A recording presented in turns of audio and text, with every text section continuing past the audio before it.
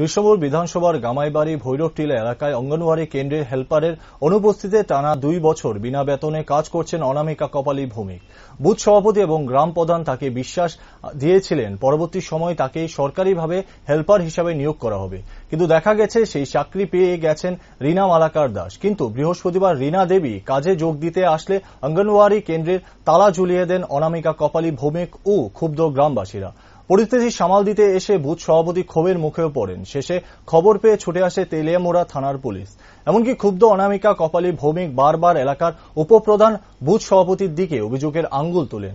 তিনি অভিযোগ করেন ওনারাই নাকি তাকে হেল্পারের নিয়োগে আশ্বাস দিয়েছিলেন। অন্যদিকে অঙ্গনওয়াড়ি সেন্টারের দিদিমণি অবশ্য অনামিকা কপালীর বিনা বেতনে কাজ করার কথা স্বীকারও করেন।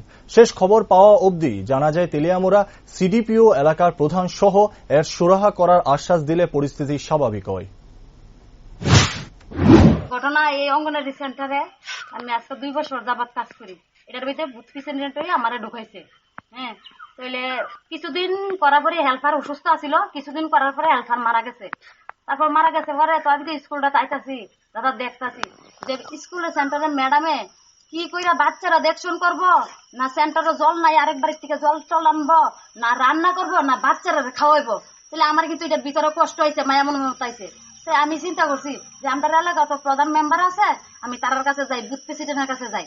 তো তারা বাড়িতে আমি গেছি, বুথ প্রেসিডেন্ট লোক কথা কইছি, প্রধান মেম্বারের লোক কথা কইছি, উপপ্রধানের বাড়িতে কথা কইছি, সবাই বাড়ি বাড়ি দাদা আমি আসছি।